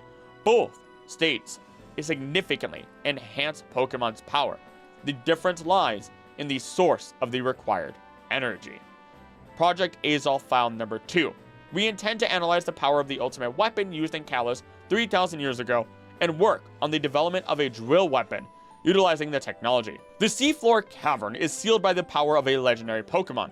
The only way to gain access to the cavern is to break the seal with power that exceeds that of the Pokemon. According to the report from Petalburg Recon Team, Devon Corporation holds the secret of the technology of the ultimate weapon. We will dedicate all our resources to obtain this technology. So yes, Devon Corporation in the manga is explained to have actually killed Zinnia's best friend, Aster, who was the original lore keeper. Oops. They did so because they wanted to capture Rayquaza and study it for all the mega energy that it did naturally have and its delta transformation. In doing so, they had many versions of the ultimate weapon from the schematics that they took and accidentally killed Aster. So yeah, that explains why they have that information. Though at least in the modern day, we do see that Steven Stone is a revitalization, is able to turn the Devon Corporation around and make it better after what they had done. But it all comes full circle, back to that ultimate weapon, back to the folly of man and their attempts to witness and control the divine truth as they play God over and over and over again, only to fail because they believe that they are above everyone else.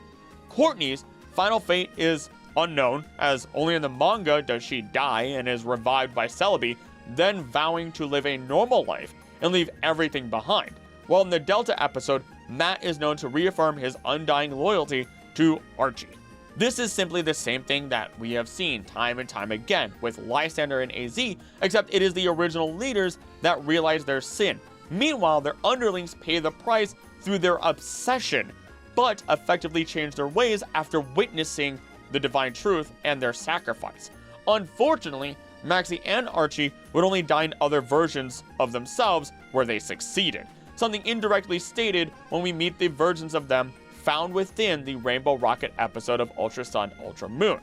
But we also get to see that a little bit in the manga, as Archie and Maxie look a little different, and it actually explains why we get that change in their visual appearance between Oris and the original games.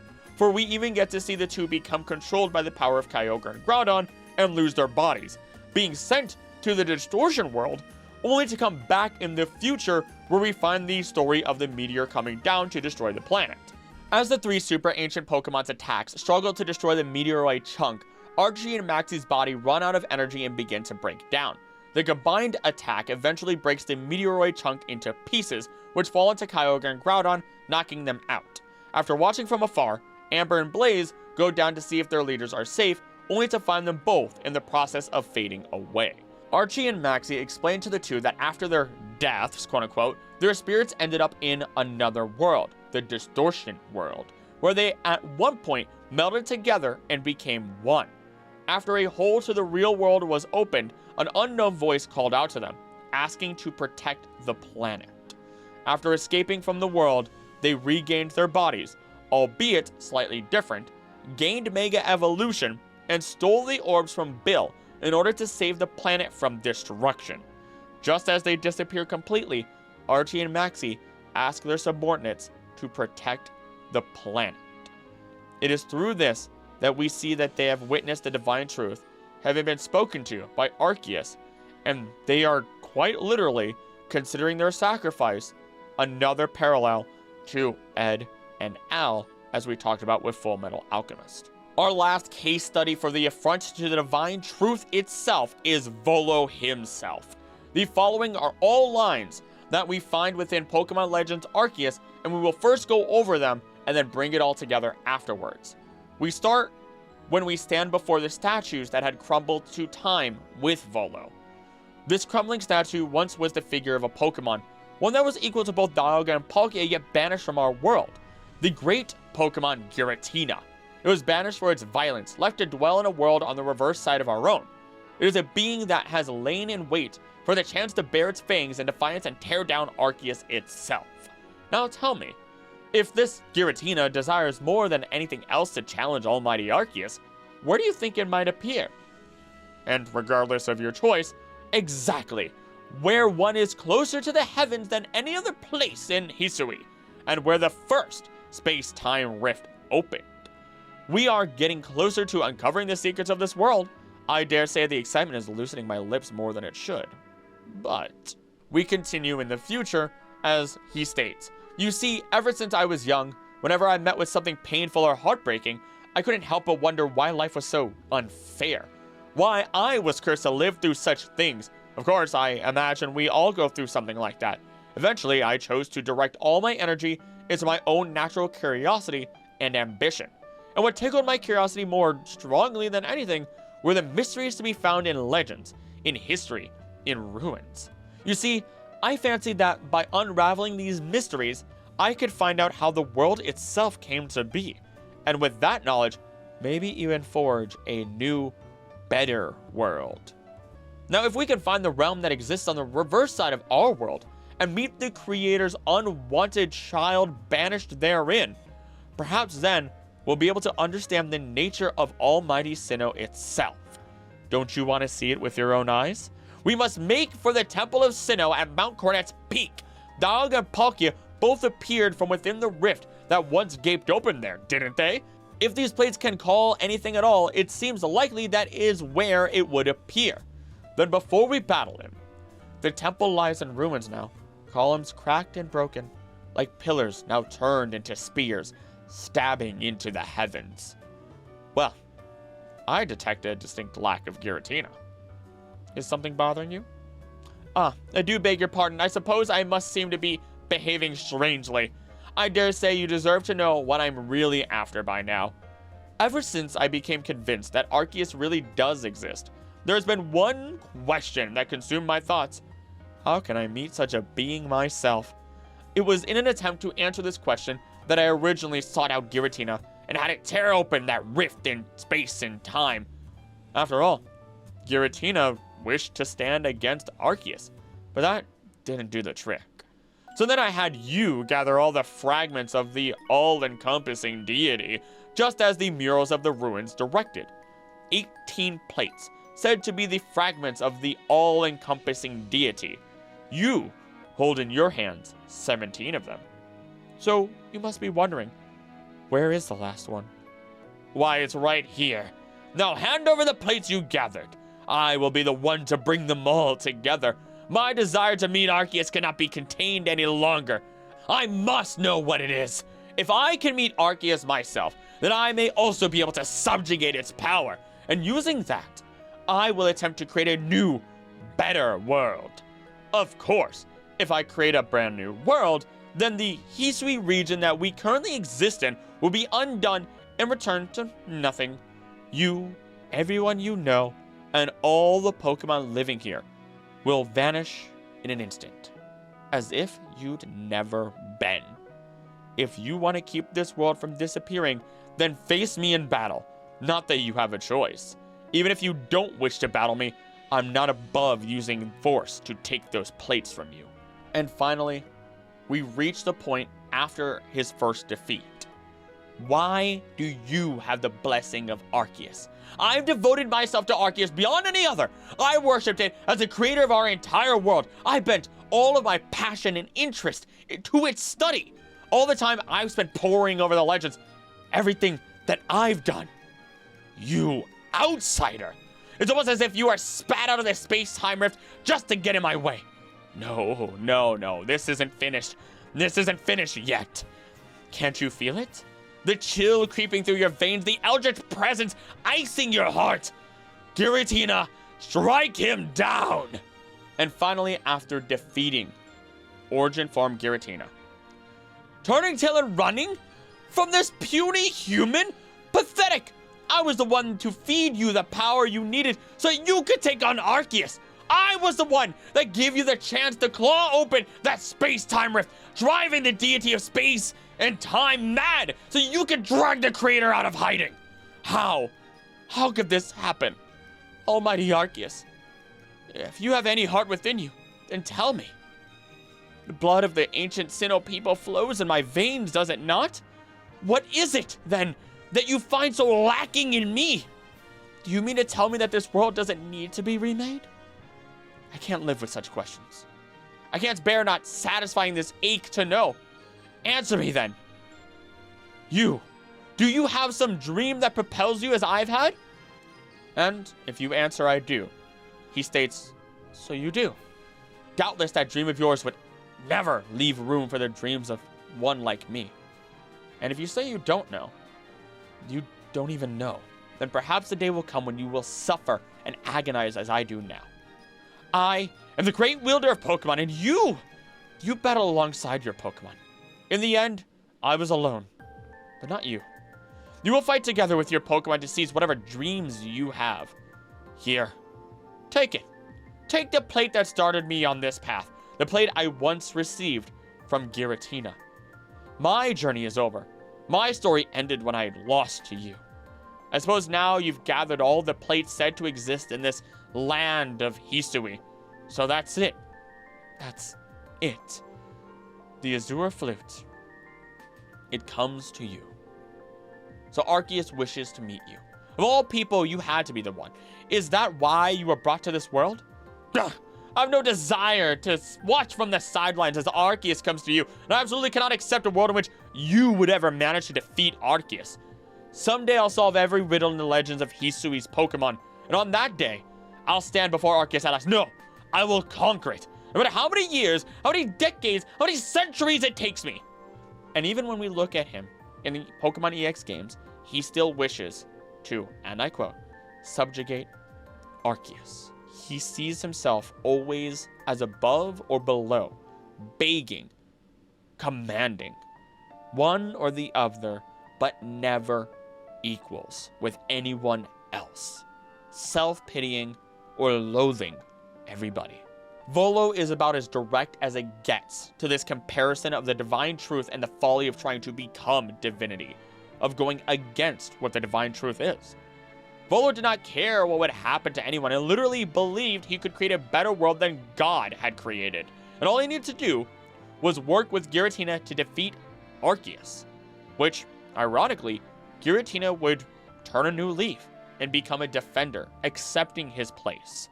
Honestly, considering how Volo made his image resemble that of Arceus at the end, and how much he knew and spouted about Arceus and the tales and so on and so forth, we could very well consider him a false prophet meant to bring the world into turmoil. Volo is, in exaggeration, an antichrist, if you would. In reality, though, you can see that he pays for his transgressions through the loss of his sanity. He flips constantly between stable and mental instability, and it will never reach Arceus. He is arguably the first person to witness the divine truth and go mad, not accept it. And for the only people we can theoretically say no and live the divine truth, those would be the Celestica people, those who understand their roles in life.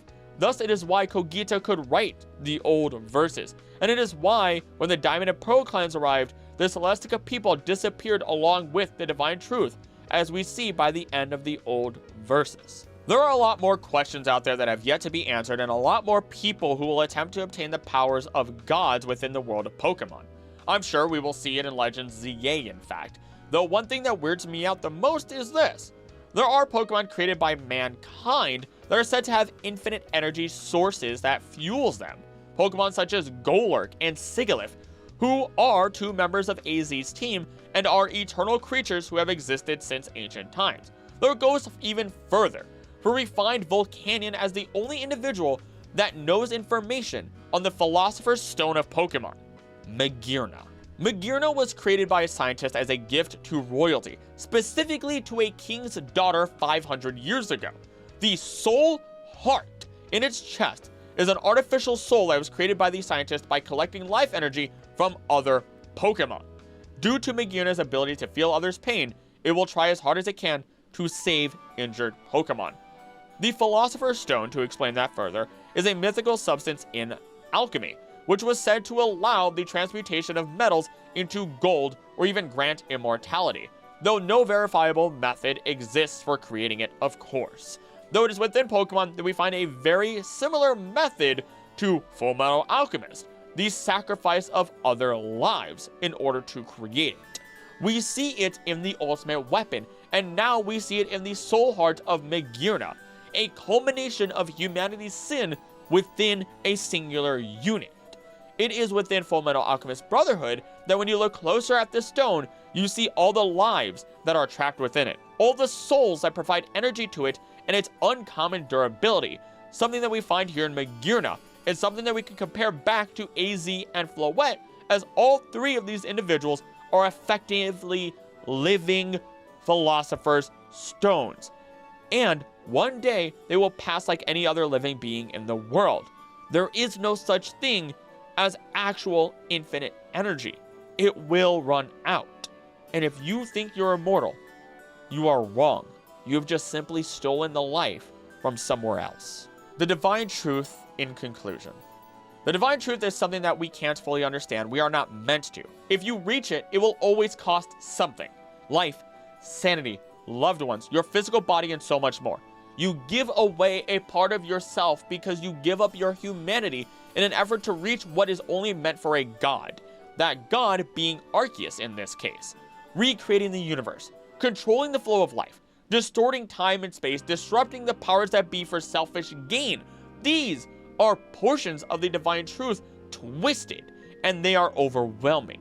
Though, by turning inwards and accepting what the actual divine truth is, we can find our peace as AZ did, as Blaine or Fuji did, and Archie, Maxie, Lusamine, and even our own main characters within the games, especially as Lucas or Dawn and Ray and Akari get to meet Arceus and learn that there is even more to Arceus than we see. When we look at truth from Fullmetal Alchemist Brotherhood, its goal was to teach humans that alchemy isn't everything, and that it should not cause them to see themselves as above others. That being the ultimate hubris behind human transmutation, all human transmutation. Life and death are to be accepted, not abused. We could turn our heads towards Pokemon, and without me having to explain it all again, you should now see every single time that humanity's hubris, their self-indulgence, their abuse of the powers of infinity energy, much like alchemy, created their downfall. And it is only those that can act with integrity and compassion towards others that can see everyone as equals will understand the divine truth. And all of Pokemon has been built on two different quotes that exemplify all of this and tie everything together. One, from Meowth. We do have a lot in common. The same earth, the same air, the same sky. Maybe if we started looking at what's the same instead of what's different, well, who knows? The other quote being from Mewtwo. I see now that the circumstances of one's birth are irrelevant. It is what you do with the gift of life that determines who you are. So, as we close out, I tell you now that you and I are human. One day we will pass, and I have long accepted that personally. I am above nobody, and to my end days, I will strive to be a person of integrity and compassion. Know this truth every single time I say my outro lines. With that though, let me know what you think. I thank Muse Art World once again for bringing me the original theory and allowing me to just go wild and expand on this immensely. This went into a very philosophical direction, my goodness, that I love. And I even got to talk about Fullmetal Alchemist, which is always a win in my book. So, if you enjoyed, Again, make sure you subscribe. Share this with others. Tell me your thoughts. I do read every comment. Sometimes it takes me longer to even at least react to them because I have to process it and think if I want to send a comment myself. And if you'd like to support the channel, other videos like this and so much more, please become a member for as little as $3 a month on here or on Patreon, which give you perks, of course. And one of those perks being the membership shoutout that we're now going to go ahead and do. My goal is always to do this within the Heart Gold OST, so if you want to ruin that, become a member. Anywho, we're going to start with the Gods of Hope, Biggins, Heals for Life, and Vatty Lemon, followed by our champions, Andrew Merck, News Costa, Elizabeth Lollicon, and Joshua Biggins Wilson, followed by all of our Knights of the Court, Crumbo, Dylan Perrine, Vatty Lemon, Double, Plow, Annie Stone, Allen, Heals for Life, and Warren Hemphill, with all of our Wanders, C. Freeberg, I don't know how to say that, Lost Mysterious, Sofian Kai, Kamuktog, 123, Hag, Anticadabra, Bach 1000, KO 23, Pre-Ignite, Akator, Artie, Shiny Blastoise 52, Krill, Final Fantasy 14, Matt S, Marco Man, Colin Moore, Kieran Trick, Chris Sunwall, Zyplum, Plush Kids, Tommy DeBroyer, Nate Conley, Sophie Sabs 13, Wise, Tom York, Score Blaze, Slat Slime, Daniel Olova, Quinn Jude, Ron Ellis, Kinko, Sweatsheet, Speed Noob, Tanapad, Ravi Ramsey, Sardonyx, 8-Bit Ducky, Pokey, Odin, Tracker, Soylent Bean, Chris Wales, Great Lang Smither Co. Nick Stars, Evan Caruso, Lenore Wolf 312, Lana Traffy, Starbreed, Flustradamus, Zane Trap, Yeetum, Black Air Force Energy, Just Another Vegan on YouTube, Sci-Fi Gaming, Red Wolf, Eagle 13, Sorry Young, Sorry Sung, Ezo Curritan, Whimsical Stray, Unknown Ooh, Lazy Link 17, Mediel, and Cooler 1, Axel, Bad Choices Made, the very average gamer, A-Town, Level 99 Boss, Bitter D, Dashron Gaming, King Pie, Blinded Blob, Happy Padabanda, Tempest Zeta, James Foster, B10TS, Jose Collado, Pokefan Girl 23, Michael Gibbons, Konosuga, Guya, Libro Cubicularist, Dalton Queen, Jers, Brian Millie, Julian Warner, Dice, Carby, Abdullah Aladi, Ren, Bleep Bloop, Jack of the Frost, Iron Bird, Ariana Scobie, Michael Schwarman, Uncanny Kenshi, Takumi Doto, Firebeard, Floyd, Quizzical Quackable, Wraith, Cooper with a Heart, Zakaro, Arknight, Isakali, Tyrone I, Chris Williams, Astro is Alive, Nim the Gudra, Harrison, Elma, Soren, Sun, Moon, J2, Alexa Vision 420, Taco Sturman, Yomaru, Anubik, Shoepass, The Limit, Base Lord, Max Supreme, Restless, Snivy, Ruby, Addy C, Desporty Yamper, Jacob Square, DJ Monk 23, Squidwater, Wrightsmith, Kamer, Bad Dragonite, Just JM, Benny Samaru, Star SMD, Haybell, Yip, Micah 626 Gaming, Muse, Arwell, Telumio, Gwendolyn, Eastgander 072, Andrew Foss, Peak Anonymous, Summons, Laws, Nook, Nguyen, Ian Ray, Bacon, Steam Knight, whatever this is, Corner of the Cop, Malachi Bar, Carl Allen, Heather Wise, and thank you all for being members of the channel. Thank you for your support. If you want to hear your name at the end of this and see your name in the credits, then become a member for as little as $3 a month on here or on Patreon. And as always, thank you so much for watching. Don't think I'm going to do, don't think I'm going to do, release it. Oh my goodness. Please be nice to each other. I love you and I'll see you next time. Bye.